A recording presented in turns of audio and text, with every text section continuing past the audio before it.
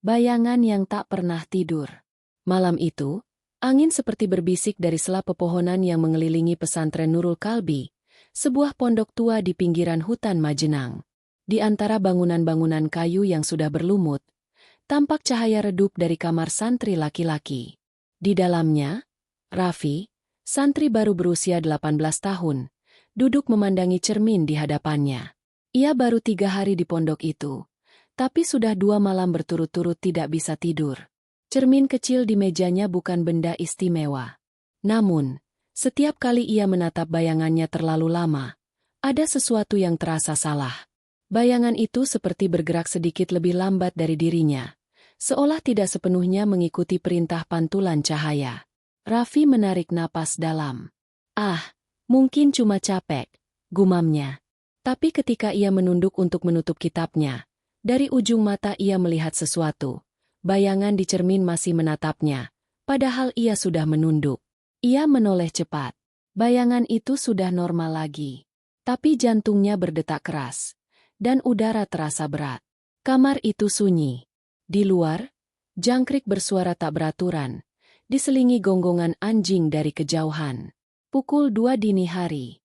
Semua santri lain sudah lelap. Hanya Raffi yang masih terjaga, memandangi pantulan dirinya yang tak lagi terasa miliknya. Keesokan paginya, ia mencoba melupakan kejadian itu. Suasana pondok terlihat damai. Suara anak-anak mengaji, aroma nasi uduk dari dapur, dan cahaya matahari menembus genting kaca. Namun, ketenangan itu pecah ketika Ustadz Karim, pengasuh pondok, menatap Raffi dengan tatapan aneh saat apel pagi. "Kau tidak tidur semalam, Raffi?" tanyanya. Raffi mengangguk pelan. "Iya, Ustadz. Susah tidur saja." Ustadz Karim diam, lalu berkata dengan suara lirih, "Kalau kau mulai melihat sesuatu yang menyerupai dirimu, jangan hiraukan. Di sini, kadang Korin menampakkan diri pada mereka yang imannya goyah." Kata itu, Korin, bergema di kepala Raffi sepanjang hari. Ia pernah mendengar mitosnya. Setiap manusia memiliki Korin, makhluk gaib yang menjadi pendamping sejak lahir, bayangan dari sisi lain, meniru, mengikuti, bahkan menggoda agar manusia tersesat. Malam ketiga, Raffi mencoba berwudu sebelum tidur. Ia berharap air bisa menenangkan hatinya. Namun begitu ia masuk kamar, udara terasa dingin menusuk tulang. Lampu kamar redup, berkelip sebentar lalu padam. Dalam gelap, ia mendengar suara samar, seperti napas seseorang dari arah cermin. "Raffi." Suara itu memanggilnya pelan, tapi jelas berasal dari dalam kaca. Raffi mundur. Dadanya bergemuruh. "Siapa di sana?" serunya. Tak ada jawaban, hanya bayangan samar yang mulai muncul di cermin. Ia melihat dirinya sendiri, tapi wajah bayangan itu lebih pucat, mata lebih hitam, dan senyumnya melengkung aneh, seperti mengejek. Raffi menjerit dan memecahkan cermin itu dengan tangan kosong. Pecahan kaca berjatuhan, sebagian melukai kulitnya.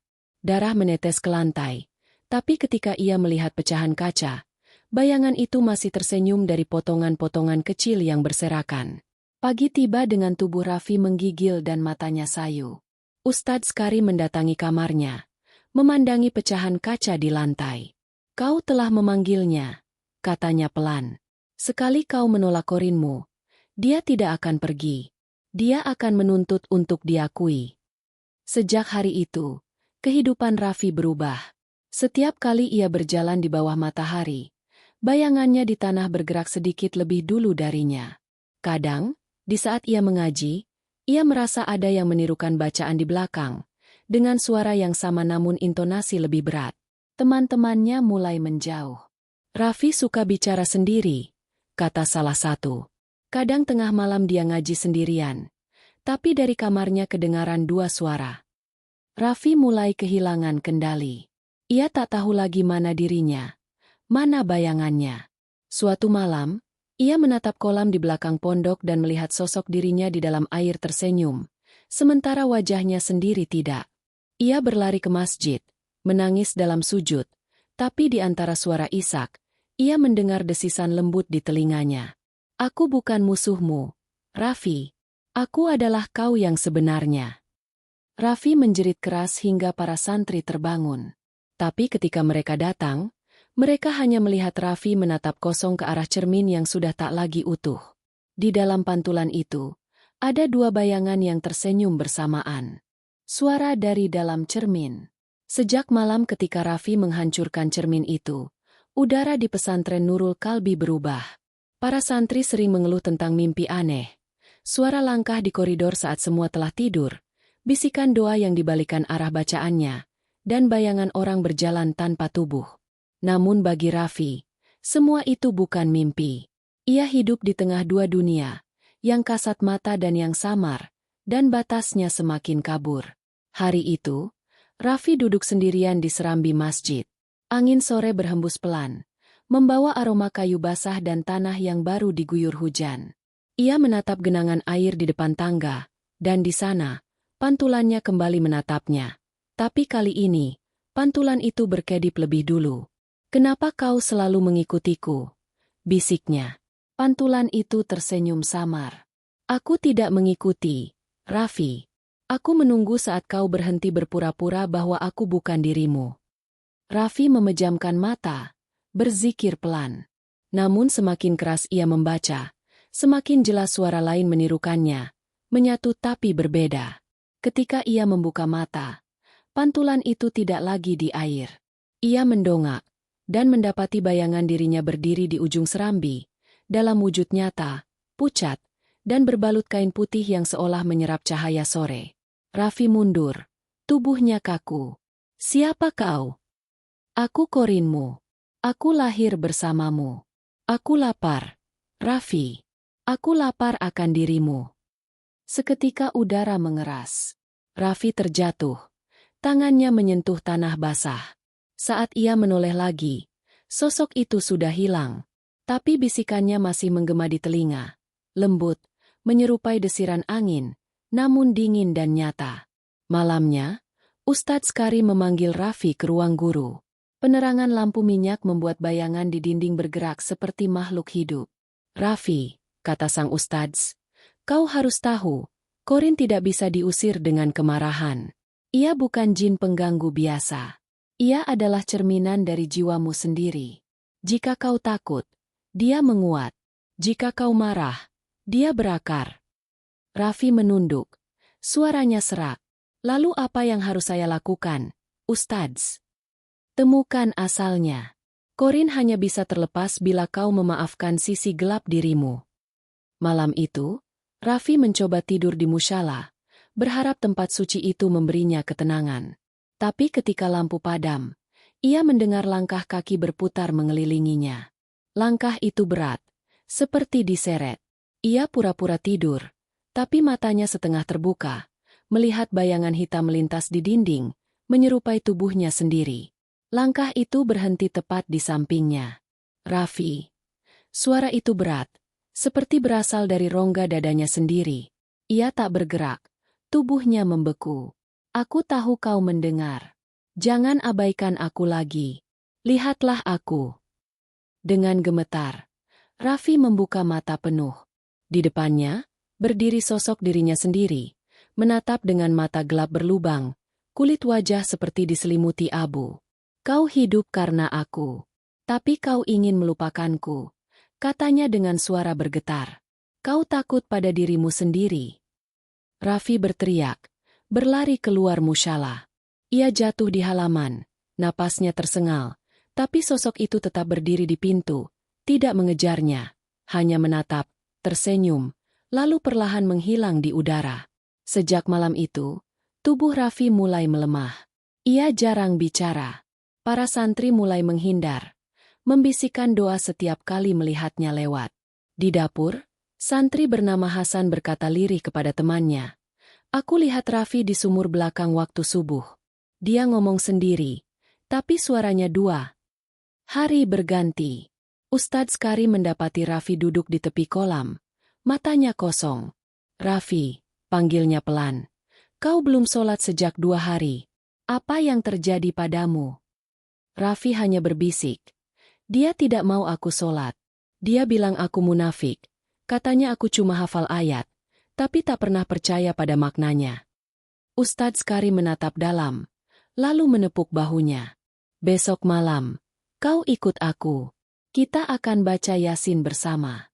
Jika dia benar korinmu, kita akan menuntunnya kembali pada tempatnya. Tapi malam berikutnya, sebelum ritual itu dimulai, Ustadz Karim mendengar suara keras dari kamar Raffi. Ia berlari ke sana. Pintu terkunci dari dalam. Dari celah, ia melihat bayangan dua tubuh berkelahi, tapi hanya satu sosok yang terdengar berteriak. Keluar, Raffi! Buka pintunya! Tiba-tiba suara Raffi terdengar lirih dari dalam, datar dan asing. Raffi sudah tidur, Ustadz. Sekarang tinggal aku. Ketika pintu berhasil didobrak, kamar itu kosong. Di lantai hanya ada cermin besar yang entah dari mana datangnya. Utuh, mengilap, dan di permukaannya, dua sosok tampak berdiri berdampingan. Salah satunya tersenyum, sementara yang lain menatap dengan mata kosong penuh ketakutan. Ustadz Karim menatap bayangan itu. Bibirnya bergetar. Ia tahu, yang tersisa di dunia nyata mungkin bukan lagi Raffi yang sebenarnya. Kamar yang menelan nama. Langit di atas pesantren Nurul Kalbi memerah kelam sore itu, seperti darah yang mengering di ujung waktu. Sejak malam Raffi menghilang, suasana pondok berubah muram. Para santri enggan lewat dekat kamarnya. Setiap kali pintu kamar itu terbuka sedikit karena angin, terdengar bunyi samar, seperti dua orang berbisik di dalamnya. Ustadz Karim berdiri di depan pintu itu sekarang, ditemani santri senior, Hasan. Tidak ada yang berani membersihkannya, Ustadz, kata Hasan dengan suara gemetar. Kami dengar suara dari dalam setiap malam. Kadang ada bayangan jalan di bawah pintu. Ustadz Karim menarik napas panjang. Kalau begitu, malam ini aku sendiri yang akan masuk. Ia membawa lampu minyak dan membuka pintu dengan kunci tua. Begitu engsel berderit, aroma besi dan kemenyan basi menyeruak. Kamar itu gelap, seolah menyerap cahaya dari lampu yang dibawanya. Di dinding tergantung cermin besar, yang dulu tak pernah ada di sana. Permukaannya berembun, dan di balik lapisan kaca itu, seakan ada sesuatu yang hidup. Hasan menelan ludah. Ustadz, itu cermin yang kita lihat waktu Raffi hilang, bukan? Karim mengangguk perlahan. Benar. Tapi lihat, ada bayangan lain di dalamnya. Di balik pantulan mereka, tampak sosok Raffi berdiri, mengenakan pakaian santri yang sama, tapi kulitnya pucat kehijauan. Ia menatap lurus, seolah sadar bahwa ada mata yang memandangnya dari dunia lain. Tiba-tiba bibirnya bergerak, membentuk kata tanpa suara. Ustadz Karim mendekat, mencoba membaca gerak bibir itu. Tolong aku. Lampu di tangan Karim bergetar, nyalanya menipis. Raffi, seru Karim. Jika kau mendengar, baca syahadat, lawan bayanganmu. Namun Raffi dalam cermin hanya menggeleng perlahan. Air mata menetes dari matanya, tapi jatuh ke sisi lain kaca, bukan ke lantai dunia nyata. Hasan berteriak kecil ketika melihat sesuatu muncul di belakang Raffi, bayangan hitam, tinggi, dan tanpa wajah. Makhluk itu merangkul bahu Raffi dari belakang dan berbisik ke telinganya. Tak lama kemudian, wajah Raffi berubah. Senyumnya melengkung menyerupai iblis. Lalu cermin bergetar. Retakan kecil menjalar seperti akar. Ustadz! Hasan mundur. Kita keluar. Namun Karim tetap berdiri, menatap cermin itu dengan keberanian yang ia kumpulkan dari doa. Bismillahirrahmanirrahim. Bisiknya. Ia membaca ayat kursi dengan suara mantap. Setiap bait terasa membuat kaca bergetar hebat. Tapi kemudian, sesuatu yang tak terduga terjadi. Lampu padam, dan dari dalam cermin, tangan pucat menembus keluar, mencengkeram lengan Karim. Tangan itu dingin, keras seperti batu.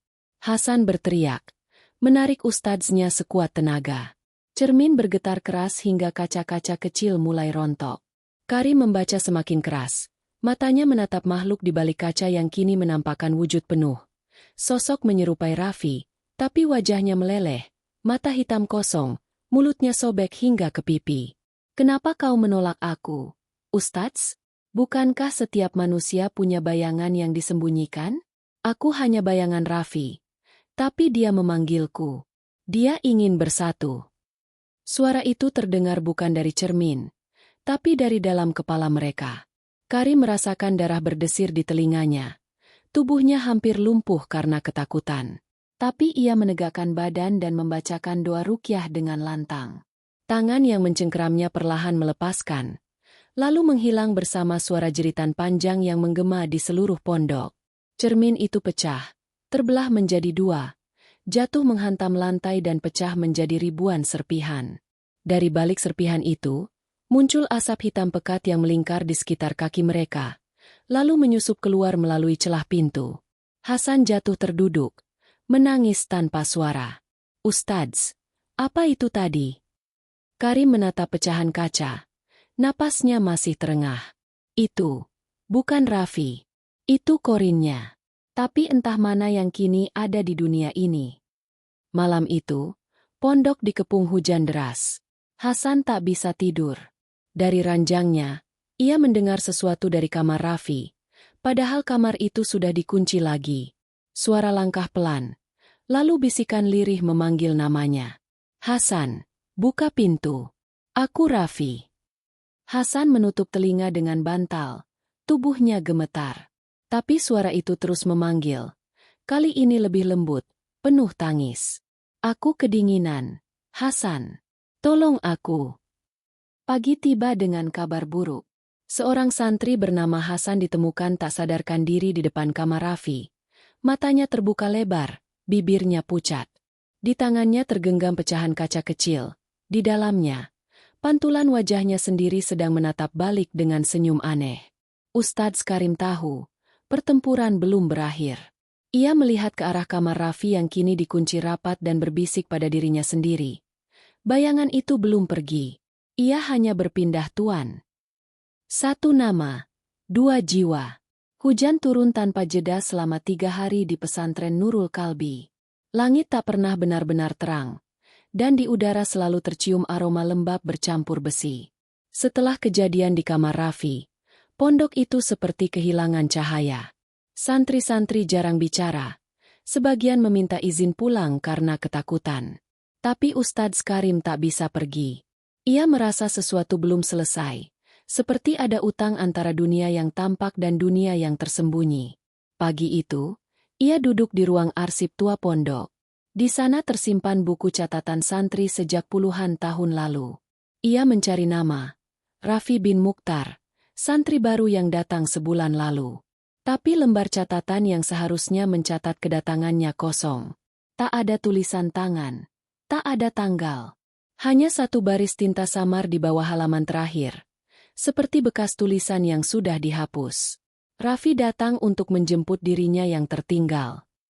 Karim merinding. Ia menyalakan pelita dan membuka arsip tahun-tahun sebelumnya.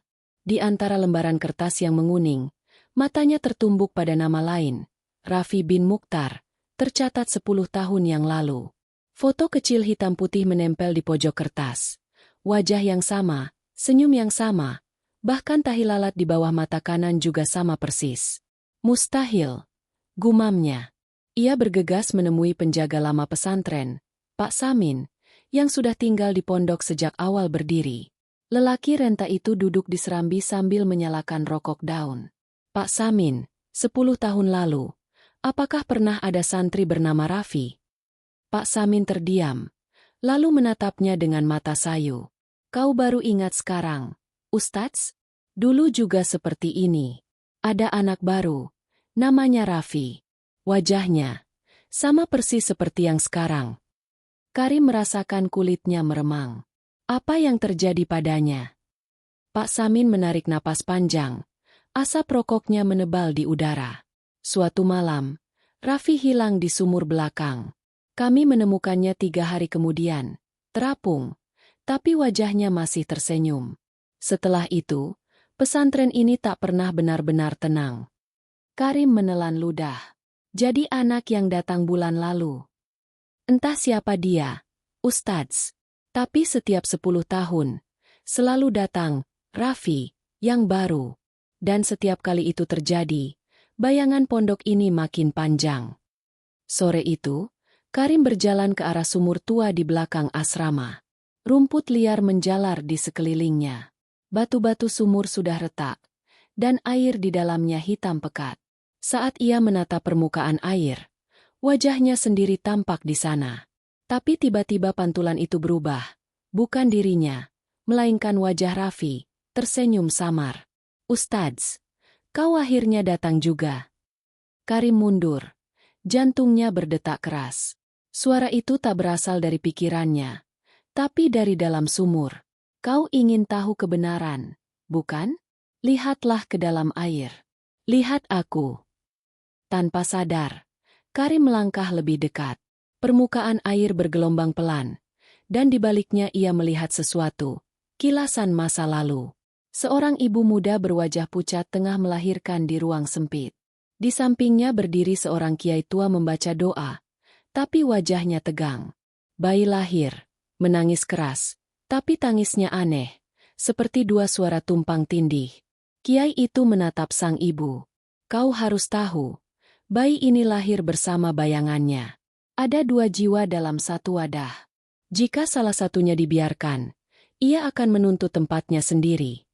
Sang ibu menangis, menggenggam tangan bayi yang tampak tenang di pelukannya. "Apa maksudnya, Kiai? Ini anak dengan korin yang terbangun. Salah satunya harus dikurung, atau kelak dunia akan menanggung akibatnya." Kilasan itu memudar, berganti gelap. Karim tersadar, hampir jatuh ke dalam sumur. Ia mundur beberapa langkah, napasnya memburu. Sekarang ia tahu, Raffi bukan sekadar santri bermasalah. Ia adalah anak yang terlahir dengan dua jiwa, satu manusia, satu bayangan. Malamnya, Karim menulis catatan panjang di ruang guru. Raffi adalah cermin hidup dari dirinya sendiri. Jika korinnya benar-benar mengambil alih, maka ia akan menjadi dua wujud dalam satu waktu. Yang satu nyata, yang lain menunggu. Namun sebelum ia sempat menutup buku itu, pintu ruang guru berderit perlahan. Angin masuk, dan lampu minyak bergetar. Karim menoleh. Di ambang pintu berdiri sosok Raffi, basah kuyup seperti baru keluar dari sumur. Matanya merah, kulitnya pucat, tapi senyumnya lembut. "Ustadz," katanya pelan. "Aku ingat semuanya sekarang. Aku bukan dia. Tapi aku juga bukan dia." Karim menatapnya ngeri. "Kau, siapa yang berbicara sekarang?" Raffi menatap lurus ke arah cermin kecil di meja guru. Dari pantulan kaca itu, bayangan dirinya tidak bergerak bersamaan. "Kami berdua, Ustadz," kata dua suara bersamaan. Satu dari mulut Raffi, satu dari dalam cermin. "Dan kami sudah terlalu lama terpisah." Cahaya lampu padam seketika.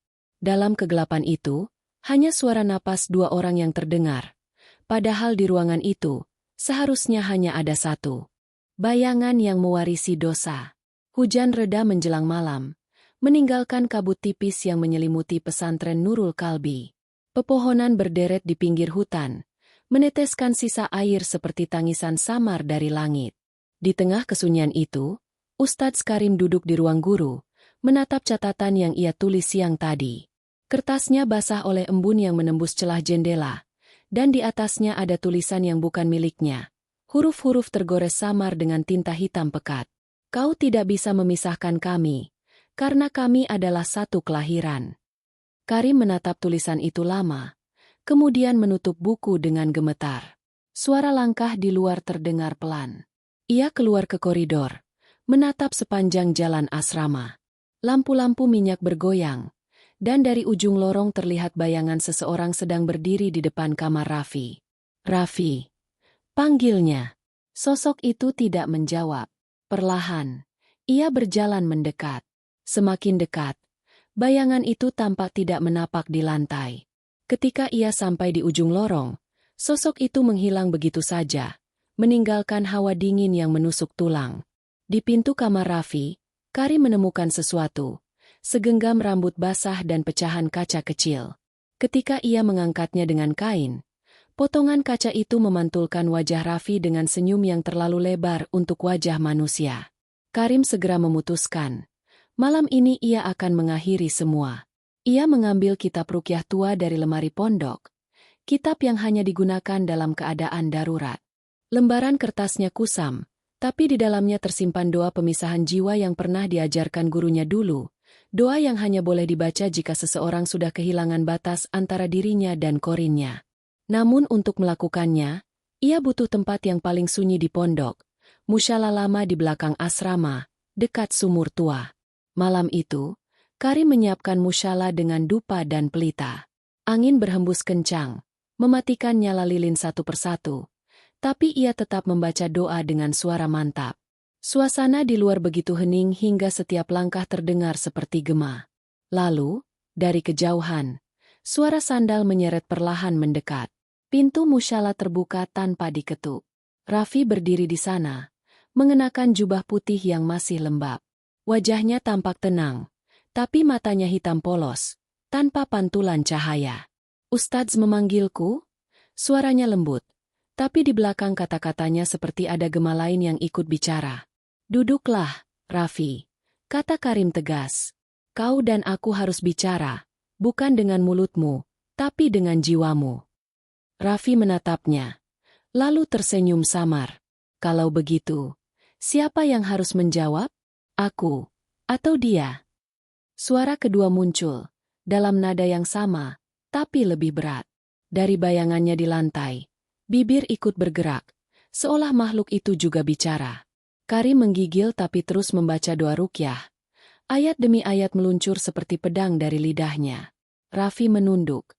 Tubuhnya mulai bergetar. Bayangannya di lantai bergerak lebih cepat, seolah mencoba keluar dari tubuhnya. Dari ujung jubah putihnya, muncul noda hitam seperti darah yang mengalir ke tanah. "Ustadz, dia sakit. Dia ingin keluar." "Biarkan dia keluar. Raffi, kau harus kuat. Katakan bahwa kau bukan dia." Raffi menjerit. Suaranya bercampur dua nada sekaligus. Dari lantai, bayangan itu mulai terangkat, berubah menjadi sosok yang identik, tapi lebih kurus, matanya bolong, kulitnya gelap seperti arang. Makhluk itu menatap Karim dengan senyum tajam. "Kau pikir bisa memisahkan kami? Kami lahir dari dosa yang sama. Sejak awal, pondok ini dibangun di atas perjanjian." Karim menatap bingung. "Perjanjian apa?" Makhluk itu mendekat. Setiap langkahnya meninggalkan jejak hitam di lantai. Kakek Raffi adalah salah satu pendiri pesantren ini. Tapi demi kejayaan pondok, mereka mengikat perjanjian dengan makhluk dari dunia bawah. Bayangan itu harus diturunkan. Satu jiwa tiap generasi. Sekarang giliran Raffi. Karim mundur. Wajahnya pucat. "Tidak mungkin. Pondok ini tempat suci." "Suci?" Makhluk itu tertawa. Suaranya bergema dari dinding ke dinding. Setiap kali seorang Raffi lahir, korinnya dikurung di sumur itu. Tapi setiap 10 tahun, tubuh baru datang untuk menggantikannya. "Kau pikir kenapa sumur itu tak pernah kering?" Udara di musyala berubah berat. Lilin terakhir padam, menyisakan cahaya dari luar, cahaya bulan yang muram. Raffi terjatuh, tubuhnya menggigil hebat. Bayangan itu mendekatinya dan berlutut di sampingnya. "Sudah cukup, Raffi. Aku tak ingin melawan. Aku hanya ingin kembali. Kita tidak seharusnya terpisah."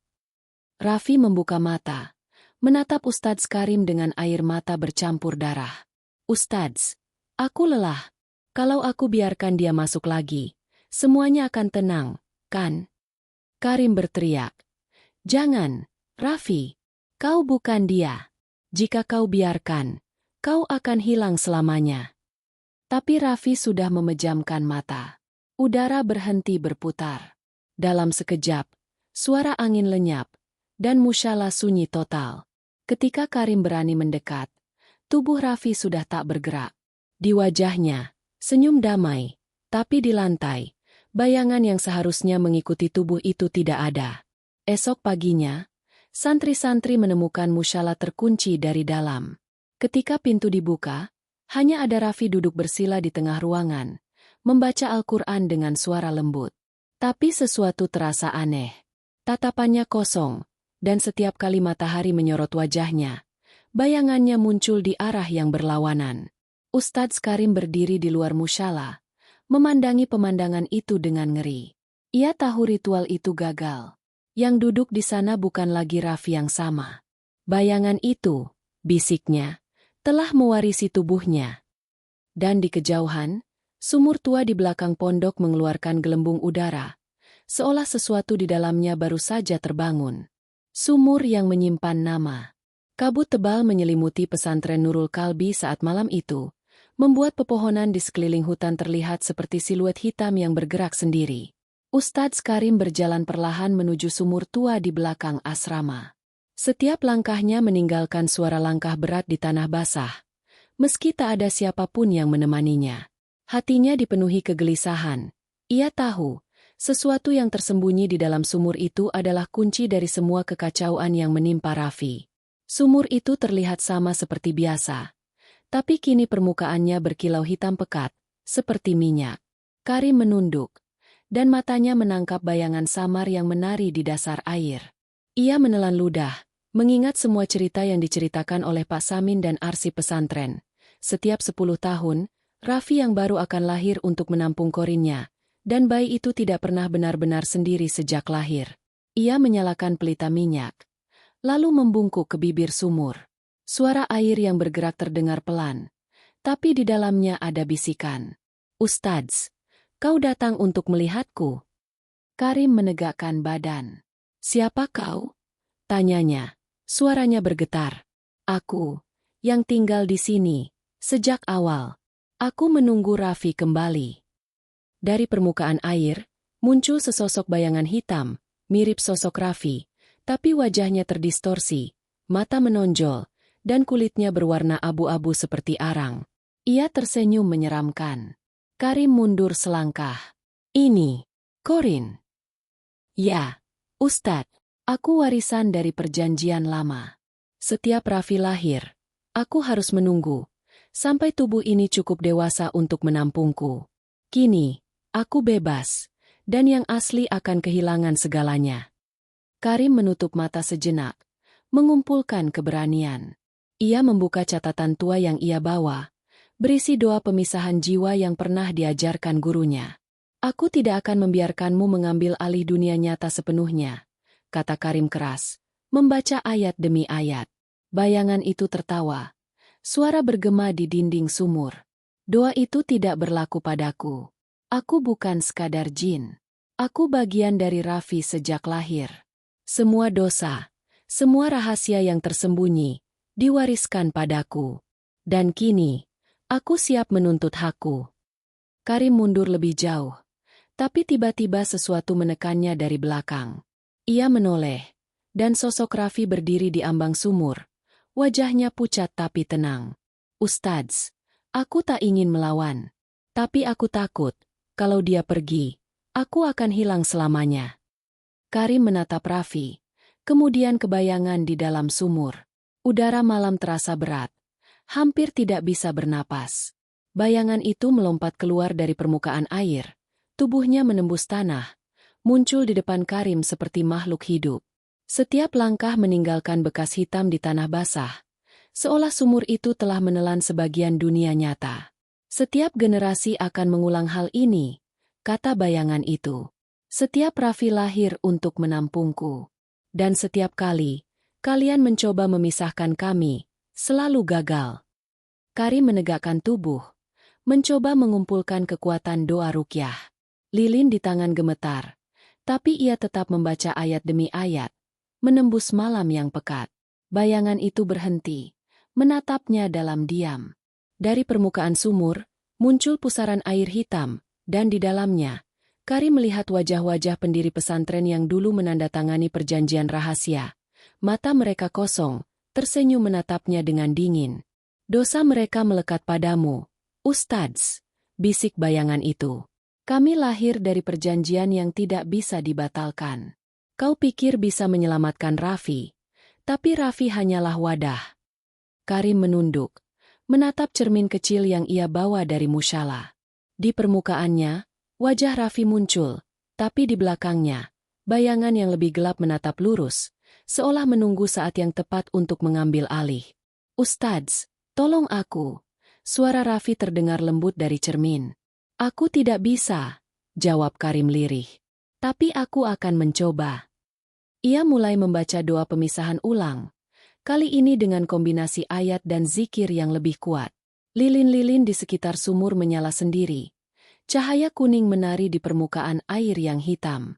Bayangan itu menjerit, tubuhnya berputar, membentuk pusaran gelap yang hampir menelan semuanya. Tiba-tiba, suara Raffi terdengar jelas, menyatu dengan bayangan itu. "Ustadz, aku siap." Dalam sekejap, pusaran itu tersedot kembali ke dalam sumur, meninggalkan permukaan air tenang. Sumur tampak normal, tapi udara malam tetap berat, dan cahaya bulan yang menembus kabut seolah menyinari wajah Karim yang pucat dan lelah. Dia tahu, pertarungan belum benar-benar berakhir. Korin itu masih ada di dunia nyata, tapi untuk saat ini, ia berhasil menahan bayangan itu kembali ke tempatnya. Di kejauhan, pepohonan bergoyang, dan dari sumur terdengar suara samar. "Kami akan bertemu lagi, Raffi." Malam penghuni dua dunia. Malam itu, pesantren Nurul Kalbi diselimuti kabut tebal, membuat seluruh pondok terlihat seperti terapung di antara bayangan hutan. Lampu-lampu minyak di koridor berkelip-kelip, menimbulkan ilusi seakan ada sosok lain yang ikut berjalan di samping santri. Hanya Raffi yang berjalan tenang, wajahnya pucat tapi matanya menatap lurus, seolah menembus sesuatu yang tak bisa dilihat oleh manusia biasa. Sejak malam terakhir di sumur, sesuatu berubah dalam dirinya. Ia merasa tubuhnya ringan, tapi pikirannya bercabang. Kadang, ketika ia berbicara dengan santri lain, terdengar dua suara bersamaan, satu dari mulutnya, satu lagi samar dari bayangan yang mengikuti langkahnya. Di mushala, Raffi duduk bersila untuk sholat malam. Cahaya lampu minyak menyorot wajahnya, memperlihatkan ekspresi damai yang menipu. Tapi di ujung matanya, ia melihat bayangan lain, sosoknya sendiri, berdiri tegak, mata gelap, tersenyum dengan licik. "Akhirnya kita bertemu lagi," bisik bayangan itu. Suaranya terdengar di dalam kepala Raffi. "Aku tidak ingin kau menguasai aku lagi," jawab Raffi pelan, menahan gemetar. "Aku bukan musuh, Raffi. Aku hanyalah dirimu yang tertinggal." Suara bayangan menegaskan. Tiba-tiba, lilin-lilin di mushala padam bersamaan. Udara menjadi dingin menusuk tulang. Raffi menahan napas.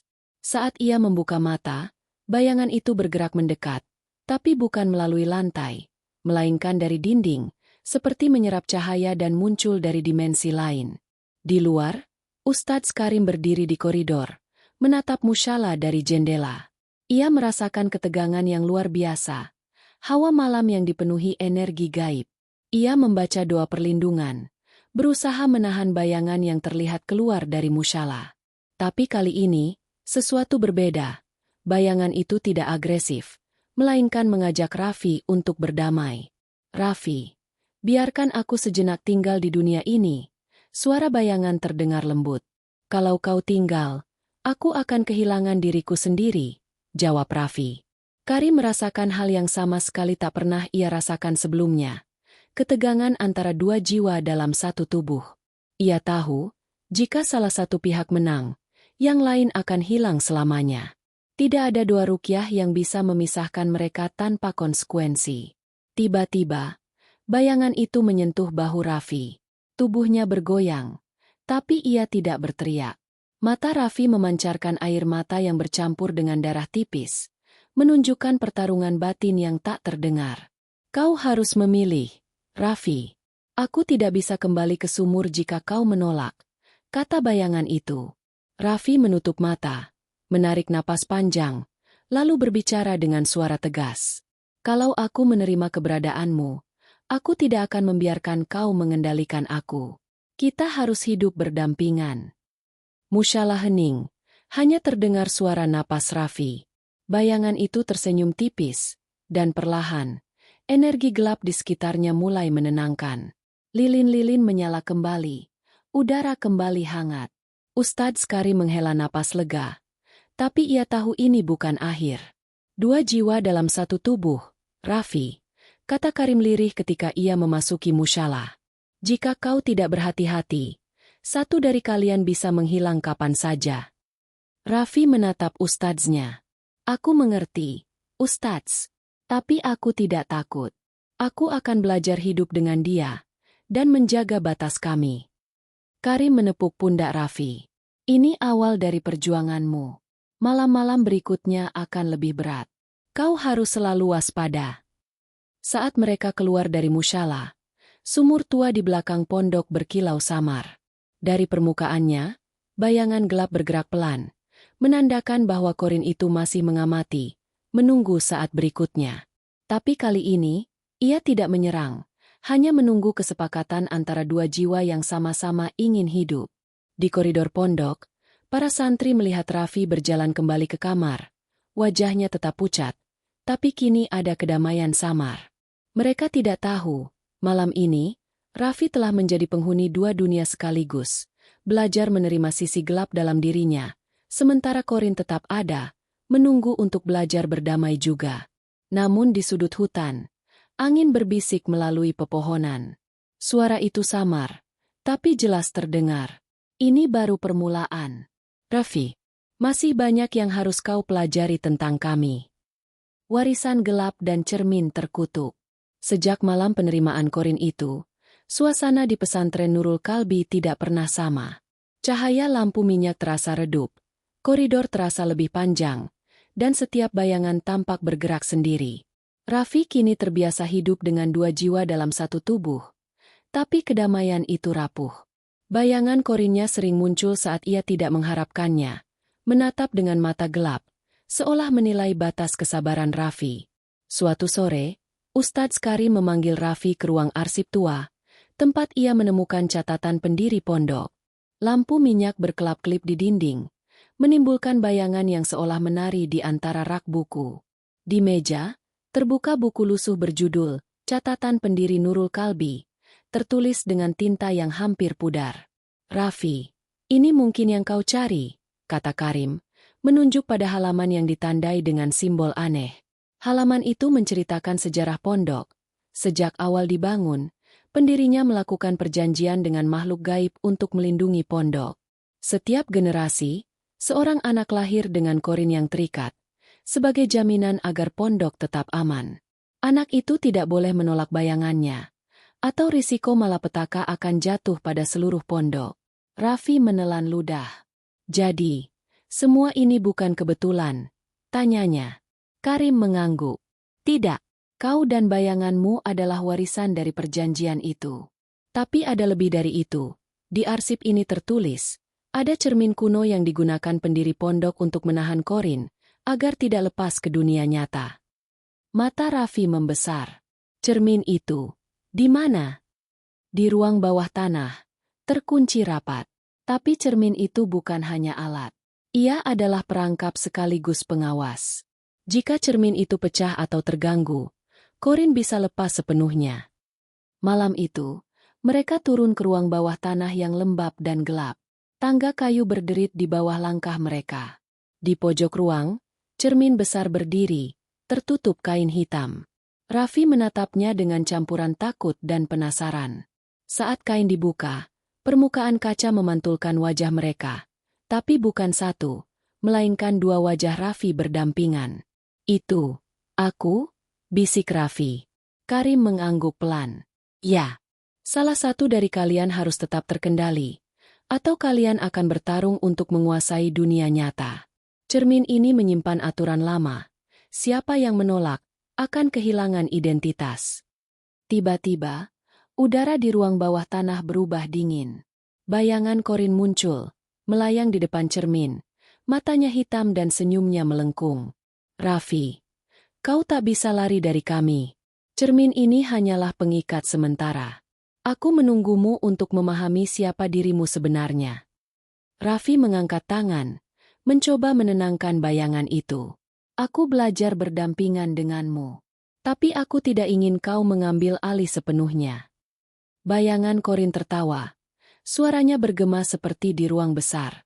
Kau pikir kau memilih? Sebenarnya, aku adalah warisan. Aku lahir bersamamu, dan setiap generasi sebelumnya gagal memisahkan kami. Sekarang giliranmu. Karim menatap keduanya, mengetahui bahwa waktu mereka terbatas.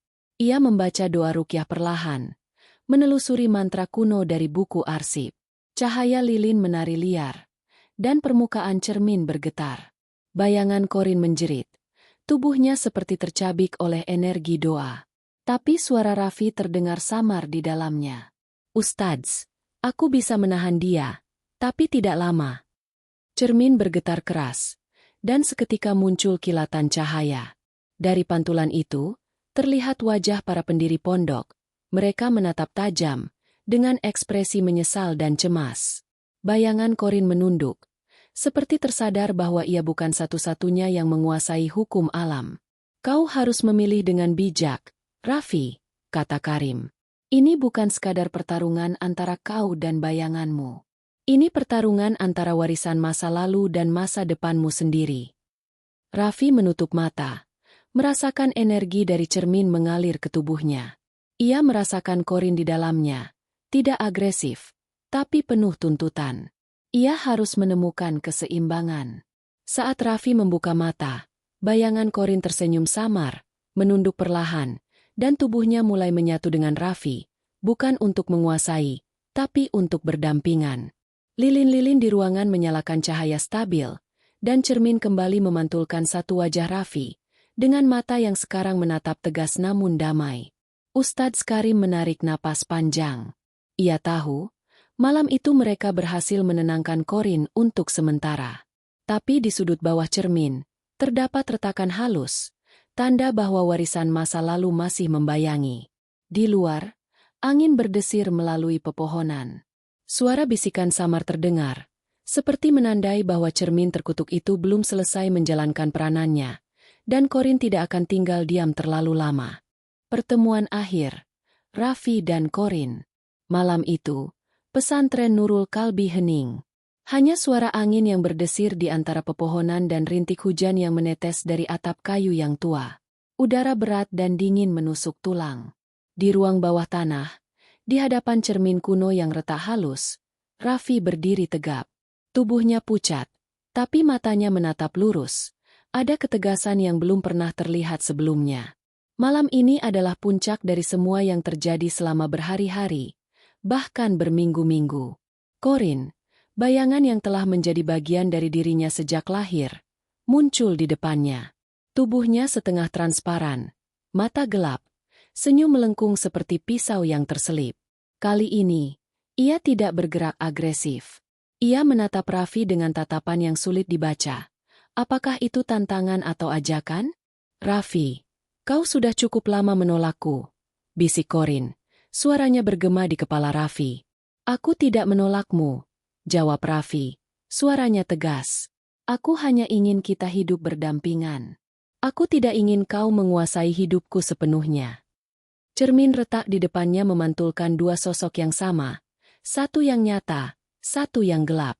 Lilin-lilin di ruang bawah tanah menari liar, menyorot bayangan mereka dengan cahaya bergerak. Di sudut-sudut ruangan, retakan cermin seolah menyala, memperlihatkan kilasan wajah pendiri pesantren.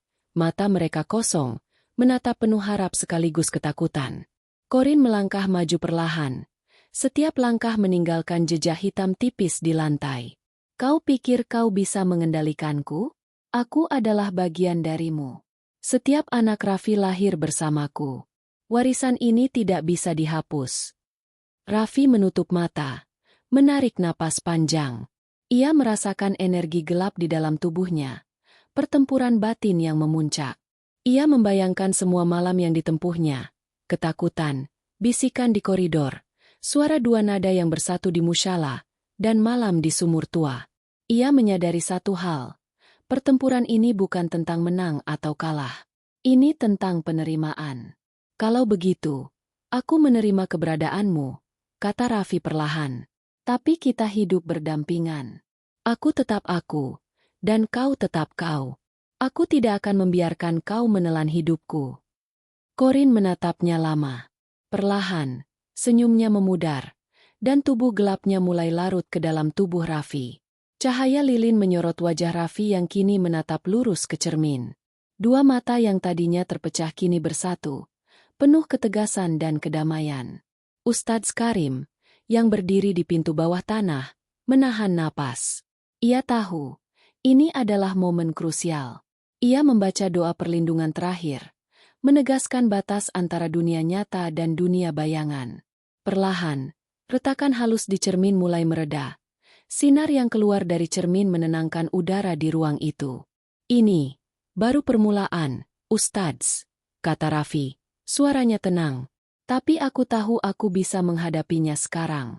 Kita berdua akan hidup bersama, tapi dalam keseimbangan. Di luar, sumur tua berkilau samar. Angin berdesir. Pepohonan bergoyang seperti memberi salam. Tidak ada suara jeritan. Tidak ada bayangan menyeramkan yang muncul. Pondok kembali terasa normal. Tapi bagi Raffi, dunia nyata tidak lagi sama. Ia menyadari keberadaan Corin bukan ancaman, melainkan bagian dari dirinya yang harus ia pahami dan kendalikan. Ustadz Karim mendekat, menepuk pundak Raffi. Kau telah belajar pelajaran yang paling berat. 2 jiwa dalam satu tubuh. Dan kau berhasil menemukan jalan tengah. Raffi tersenyum tipis. Matanya kini menatap jauh ke depan, bukan ke bayangan atau cermin. Aku tidak tahu berapa lama kita bisa hidup berdampingan. Tapi aku siap. Aku tidak akan menyerah pada ketakutan lagi. Di luar musyala, kabut malam masih berputar, menyelimuti pepohonan dan sumur tua. Tapi kini, bayangan itu tidak bergerak agresif. Ia berdiri di belakang Raffi, mengikuti langkahnya, namun tetap tenang. 2 jiwa telah berdamai, dan pesantren kembali menemukan ketenangannya, setidaknya untuk sementara. Namun di kejauhan, angin berdesir melalui hutan, membawa bisikan samar yang terdengar seperti peringatan. Ini bukan akhir. Ini baru permulaan dari siklus yang lebih panjang. Selamat datang, Raffi. Selamat datang, Corin. Dengan itu, malam itu menjadi saksi lahirnya Raffi baru, seorang pemuda yang hidup dengan 2 jiwa, belajar menerima bayangan yang selama ini menemaninya, dan menatap masa depan dengan keteguhan yang baru. Dunia nyata dan dunia bayangan kini berjalan berdampingan. Tapi rahasia lama pesantren tetap menunggu generasi berikutnya untuk menguji keseimbangan itu lagi.